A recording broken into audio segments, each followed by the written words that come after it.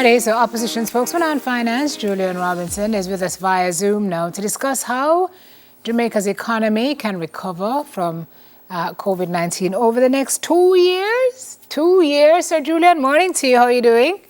Morning, Delia. Morning, Simone, and morning to your viewers. Oh, love your tie. Love that Yes, tie. representing the Jamaica colors. Of course, We of have course. Olympics coming up, so we have to fly the flag high. I know. I can imagine you enjoy trials, eh? I did, a lot of upsets, a lot of surprises, but certainly the women are representing well. And, we're not going to get the same number of gold medals that we have had in the past, but I expect the women to do very well. Yeah. Team Jamaica is what we're saying. And Yeah. this is why you're calling once again for small businesses to access unclaimed billions in banks. Let's talk a little bit about the hit that small businesses are currently going through. 30% of the members of the Small Business Association of Jamaica facing closure under this coronavirus pandemic and are in need of immediate support. Is that correct? Yeah, and those are, remember, those are the people who are formal members of the Small Business Association. Right, Yeah. right. You have a lot of small businesses that are not formal members and would not necessarily be captured in those statistics. So and I'm talking about really the micro businesses. And the reason I'm focusing on those businesses, one, represent the majority of the businesses in Jamaica. They represent the opportunities for employment and income creation. But many of them are informal, and as such, it's very difficult for them to access funding through the formal channels. And access to financing is one of the biggest issues that affect small businesses in Jamaica. Could that So really be as much as another 40% of the operators? Sorry, could you repeat that? Is that the informal sector comprises maybe another 40%? Yes, of our total economy, right? So the reality is we can't ignore it. These are people who are 1, 2, 3-person operations, but the income supports their family and as an extension supports the community and the country. Now, many of them have struggled because we have had to put in the restrictions, the curfews, etc., and it has impacted them severely. Now, some of them are on the verge of bankruptcy. You want to save them from becoming bankrupt, and you want to give them a lifeline so that they can restart their businesses and begin to generate incomes once we're in a position to reopen fully. But it's something that requires, in my view, urgent and immediate attention. And that is why I've called for those funds, which are unclaimed funds. And I want to explain what we mean by that. I know there's a concern. Individuals say, well, my account has been dormant for a year. Are you going to take away my money? No. The law is very specific. The account has to be dormant for 15 years, after which the financial institution is required by law to publish in the newspaper, and I know they probably do it on their websites as well, all the information, name, address, the amount of funds that would have been unclaimed. And then the claimant has an opportunity to make a legitimate request for those funds. So this is something that would elapse over a period of 16 years, that those monies would be sitting in an account unclaimed. So I want to allay some of the fears that I know have been expressed, that people are saying, well, I haven't been able to access my funds in my bank account. Are you coming to take it away? No. The law is very specific about this. What happens to the funds now, these unclaimed funds? Well, by law, if after the 15-year period and after the notice has been published, if nobody claims it, the funds go to the government. And that is why I'm calling for them to be used in a particular way, which can support small businesses. Or if the government doesn't claim it, they remain within the banks. So how would it work, Julian? The government claims it. Are you saying it? Well, you just said it. And it remains in the banks, and then through the bank it becomes offered to small businesses, or because if it goes to government... What I am recommending is that a special fund be established for small businesses. And to be clear, it wouldn't be all of the unclaimed funds, because at last count, we're talking about close to $70 billion. And obviously there are many other calls that could be made on those funds. But you would establish a fund which small businesses would have access to. I'm not talking about just giving away money. It would be loans. I think at special concessionary rates, where you probably provide a moratorium for 18 to 24 months, because you want to give people an opportunity to reestablish their businesses start to earn income again.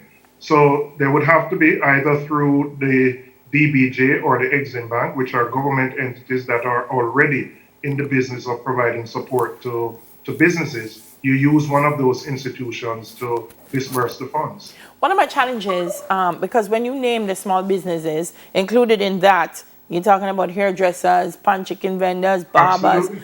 Absolutely. But right now, the way things are structured, it's difficult for them to get a loan because of what the requirements are. So we have the money available. What would then be the next step? Is it that we would be restructuring the ways funds are made accessible and the things that are required? I mean, what kind of collateral would I have to bring, even as a creative, to access some of these funds? Well, that is one of the biggest issues, which is why small businesses have it difficult in terms of accessing funds. But you do realize, Delia, and you are in the creative industry, many of them find ways to borrow money, normally through the microcredit agencies at generally very high interest rates where, maybe within a year they'll pay back money 3 or 4 times. So you have to put in place measures which will facilitate those persons who may not have the collateral that a normal financial institution would require. Where your assets are intellectual or creative, there are ways in which that can be monetized as well.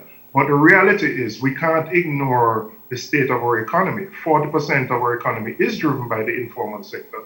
We have a very large creative entertainment sector, which is also not formalized, but they contribute significantly to our economic growth and development. And all we are saying is there has to be an immediate and urgent intervention to address that sector. Let me be clear. This is not a new proposal at all. It has been something that has been debated and discussed for many years. The current Minister of Industry, who is the former Minister of Finance, Audley Shaw, is somebody who championed this.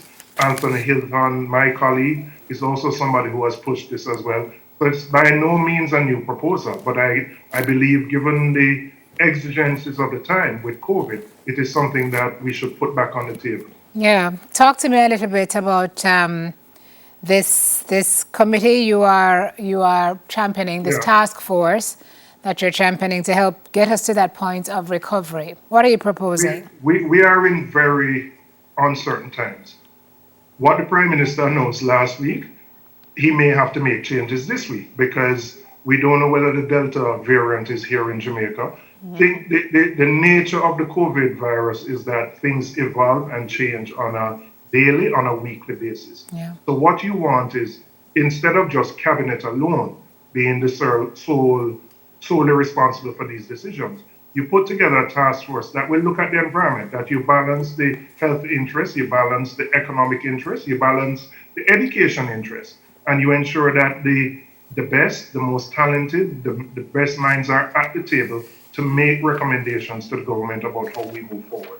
Because we may, again, I don't know, the Prime Minister is coming to Parliament today to make a statement. I don't know whether there are going to be adjustments made to what was made last week. But such is the nature of the times that we're living in. And given those uncertainties, I believe it is important that the government has access to the persons with the expertise in the different areas so that the decisions that are made can balance the various interests. And is it that you'll never be able to please everybody, obviously, but I think you have to ensure you find the right balance.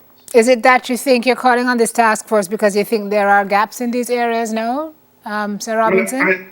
Well, put it this way. I mean, I think there are persons who can contribute, whether on the medical side, whether on the business side, whether on the education side.